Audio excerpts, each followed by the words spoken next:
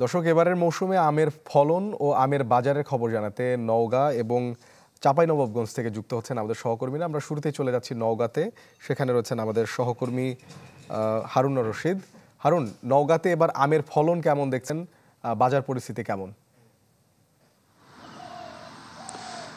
ফলন তো আসলে ভালোই হয়েছিল, কিন্তু মাঝে যে গরম, প্রচণ্ড তীব্র গরম গেল, সেটির কারণে এখানকার কৃষকরা জানিয়েছেন প্রায় 30% মতো আম ক্ষতিগ্রস্ত হয়েছে আর কি। যে বাগানগুলো আছে, এবার জানেন যে নওগাঁর প্রায় 30,000 হেক্টর বাগানে আসলে এই আম চাষ হয়েছে এবার, এবং সেই জায়গা থেকে প্রায় 30% মতো ক্ষতিগ্রস্ত হয়েছে। তবে যেহেতু গত প্রায় এক সপ্তাহ ধরে আবহাওয়া কিছুটা ঠান্ডা হয়েছে, বৃষ্টি হচ্ছে মাঝে মধ্যে, আজকেও বেশ মেঘলা আকাশ, বৃষ্টির সম্ভাবনা দেখা দিয়েছে, সেই জায়গা থেকে আসলে আমের যে ঝরে পড়ার যে ইয়েটি ছিল সেটি আসলে এখন বন্ধ হয়েছে। চাষিরা বলছেন যে এই অবস্থা যদি থাকে তাহলে তারা আশা করছেন যে এবারের যে মৌসুম, সেই মৌসুমে মোটামুটি তারা আসলে পুষিয়ে নিতে পারবেন। এবং আম আসলে কবে থেকে সংগ্রহ করা হবে সেটি যদি বলি, যে নওগাঁর যে আসলে গুটি আম, অর্থাৎ স্থানীয়ভাবে গুটি আম বলা হয় বা স্থানীয় আম বলা হয়, সেটি 22 মে থেকে সংগ্রহ শুরু হবে। গোপালভোগ 30 মে, ক্ষীরসাপাত, হিমসাগর 2 জুন, নাগফজলি আছে আপনার, সেটি 5 জুন থেকে। ল্যাংড়া আম, এটি একটু লেট ভ্যারাইটি জাতের আম, ল্যাংড়া এবং হাড়িভাঙ্গা আম, সেটি 10 জুন। আশিনা, বাড়িফোর, গৌরমতি, কাটিমন, এগুলো আসলে 10 জুলাই, অর্থাৎ একদমই মৌসুমের শেষ দিক নাগাদ আসলে এগুলো সংগ্রহ শুরু হবে। একটি বিষয় যে এখন পর্যন্ত আম সংগ্রহ শুরু না হলেও নওগাঁর বাজারে কিন্তু আম আসতে শুরু করেছে, এবং এটি নিয়ে যারা ভোক্তা পর্যায়ের মানুষজন আছেন তাদের কিন্তু বেশ সমালোচনা করতে দেখা গেছে, যে যেহেতু এখন পর্যন্ত প্রশাসন থেকে আম পাড়ার বা আম সংগ্রহের কোনো রকম বার্তা নেই, সেই জায়গা থেকে যেহেতু বাজারে আম আসছে, এই আমগুলো আসলে কতটুকু ভালো কিংবা কতটুকু পরিপুষ্ট বা কতটুকু স্বাস্থ্যসম্মত সেটি নিয়ে আলোচনা, বিবেচনায় প্রশাসনকে বাজার মনিটরিং এর দিকে জোর দেওয়ার জন্য অনুরোধ জানিয়েছে এখানকার ভক্ত সাধারণ। হারুন, আপনাকে ধন্যবাদ। দর্শক, এবার চাঁপাইনবাবগঞ্জ থেকে আমের খবর জানাচ্ছেন আরেক সহকর্মী আনোয়ার হোসেন।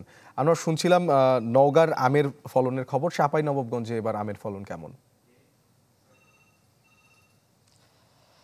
হ্যাঁ শোভন, আসলে সব প্রতিকূলতা কাটিয়ে আম বাজারজাতের যে প্রস্তুতি এবং শেষ মুহূর্তের যে পরিচর্যা, সেই পরিচর্যায় এখন ব্যস্ত আম চাঁপাইনবাবগঞ্জের বাগান মালিক, আম চাষি এবং ব্যবসায়ীরা। তবে এবার সময় মতো শতভাগ মুকুল না আসা, পরবর্তীতে মুকুল অবস্থায় অনাকাঙ্ক্ষিত বৃষ্টিপাতে মুকুল জ্বলে নষ্ট হয় এবং সেই মুকুল থেকে ভালো গুটি না আসা, এবং সবশেষ মাসব্যাপী তীব্র দাবদাহে গুটি ঝরে পড়া, এবার আমের ব্যাপক ফলন বিপর্যয় হয়েছে চাঁপাইনবাবগঞ্জে। এতে আর্থিক ক্ষতির আশঙ্কা করছেন আম চাষি এবং বাগান মালিকরা। শঙ্কায় আছেন আমের বাজার দর নিয়েও, পাশাপাশি লক্ষ্যমাত্রা অর্জিত না হওয়ার আশঙ্কাও করছেন সংশ্লিষ্টরা।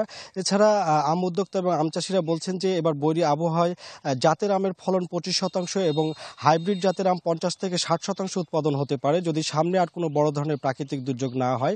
এবং সামনে যদি বড় ধরনের কোনো প্রাকৃতিক দুর্যোগ হয় তাহলে আমের উৎপাদন আরও কিছুটা কম হবে। যদিও বৃষ্টির পর আম পরিপক্ক হতে শুরু করেছে এবং আম চাষিরা বলছেন যে প্রাকৃতিক দুর্যোগ ছাড়া এই মুহূর্তে ভয়ের কিছু নেই। তবে আমের ফলন বিপর্যয়ের দাম গতবারের চেয়ে কিছুটা বেশি হবে এমনটাই মনে করছেন সংশ্লিষ্টরা। আর আম চাষিরা বলছেন যে নানা প্রতিকূলতায় এবার আম উৎপাদনে খরচ বেড়েছে কয়েক গুণ বেশি, ফলে ফলন বিপর্যয়ের পর আমের কাঙ্ক্ষিত দাম না পেলে আবারও লোকসানের আশঙ্কা আছে তাদের। তবে এবারও গাছ থেকে আম নামানোর সময়সীমা এখনও নির্ধারিত না হলেও চলতি মাসের শেষের দিকে গোপালভোগ ও স্থানীয় গুটি জাতের আম স্বল্প পরিসরে বাজারজাত শুরু হতে পারে। তাই আম বাগান মালিকদের এখন বাড়তি নজর পরিচর্যায়। তবে জুনের প্রথম সপ্তাহ থেকে জিআই স্বীকৃত ক্ষীরসাপাত আম বাজারজাতের মধ্য দিয়ে শুরু হবে এই জেলার আম বাণিজ্য। শোভন। আনোয়ার, আপনাকে ধন্যবাদ। দর্শক, আমের ফলন ও বাজার পরিস্থিতি সম্পর্কে জানাতে নওগাঁ এবং চাঁপাইনবাবগঞ্জ থেকে যুক্ত হয়েছিলেন আমাদের সহকর্মীরা।